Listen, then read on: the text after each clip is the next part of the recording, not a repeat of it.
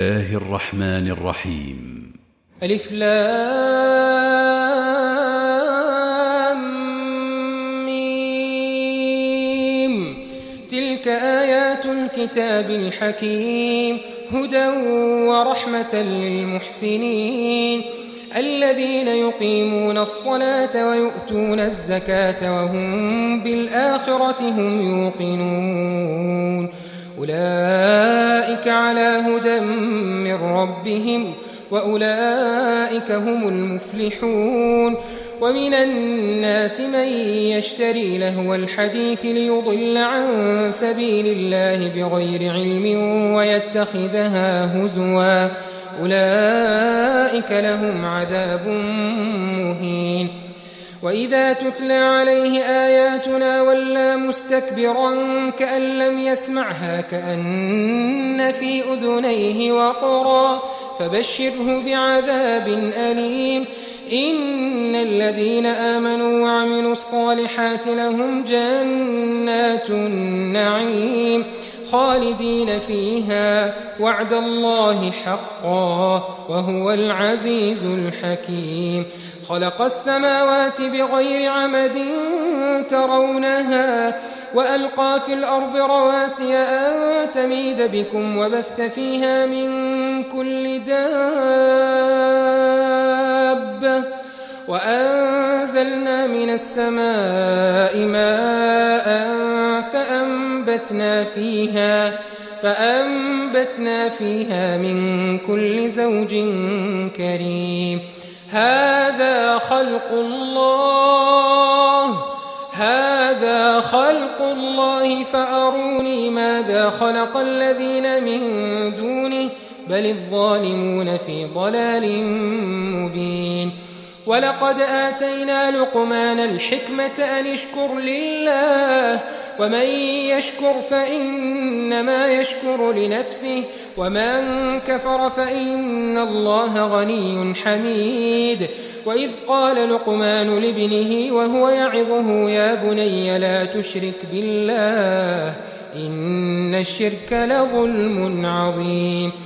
ووصينا الإنسان بوالديه حملته أمه وهنا على وهن وفصاله في عامين أن اشكر لي ولوالديك إلي المصير.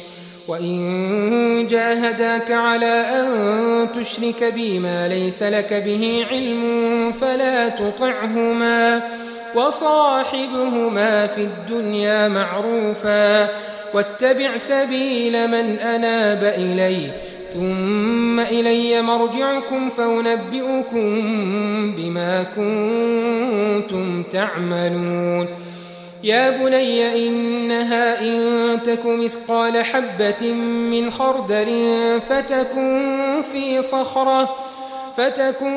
في صخرة أو في السماوات أو في الأرض يأت بها الله إن الله لطيف خبير. يا بني أقم الصلاة وأمر بالمعروف وانه عن المنكر واصبر على ما أصابك إن ذلك من عزم الأمور.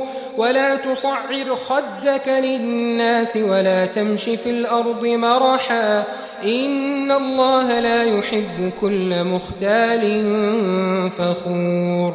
واقصد في مشيك واغضض من صوتك إن أنكر الأصوات لصوت الحمير. ألم تروا أن الله سخر لكم ما في السماوات وما في الأرض وأسبغ عليكم نعمه ظاهرة وباطنة ومن الناس من يجادل في الله بغير علم ولا هدى ولا كتاب منير. وإذا قيل لهم اتبعوا ما أنزل الله قالوا بل نتبع ما وجدنا عليه آباءنا أولو كان الشيطان يدعوهم إلى عذاب السعير. ومن يسلم وجهه إلى الله وهو محسن فقد استمسك بالعروة الوثقى وإلى الله عاقبة الأمور. ومن كفر فلا يحزنك كفره إلينا مرجعهم فننبئهم بما عملوا إن الله عليم بذات الصدور نمتعهم قليلا ثم نضطرهم إلى عذاب غليظ ولئن سألتهم من خلق السماوات والأرض ليقولن الله قل الحمد لله بل أكثرهم لا يعلمون لله ما في السماوات والأرض إن الله هو الغني الحميد ولو أن ما في الأرض من شجرة أقلام والبحر يمده من بعده 7 أبحر ما نفدت كلمات الله إن الله عزيز حكيم ما خلقكم ولا بعثكم إلا كنفس واحدة إن الله سميع بصير ألم تر أن الله يولج الليل في النهار ويولج النهار في الليل وسخر الشمس والقمر كل يجري إلى أجل مسمى وأن الله بما تعملون خبير ذلك بأن الله هو الحق وأن ما يدعون من دونه الباطل وأن الله هو العلي الكبير ألم تر أن الفلك تجري في البحر بنعمة الله ليريكم من آياته إن في ذلك لآيات لكل صبار شكور وإذا غشيهم موج كالظلل دعوا الله مخلصين له الدين فلما نجاهم إلى البر فمنهم مقتصد وما يجحد بآياتنا إلا كل ختار كفور يا أيها الناس اتقوا ربكم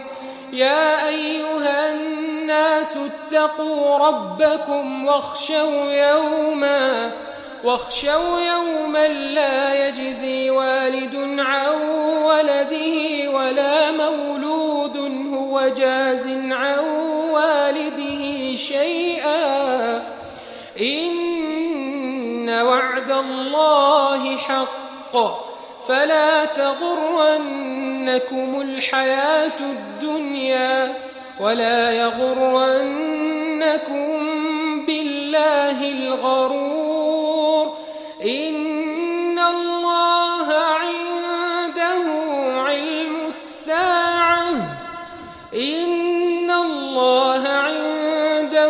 علم الساعة وينزل الغيث ويعلم ما في الأرحام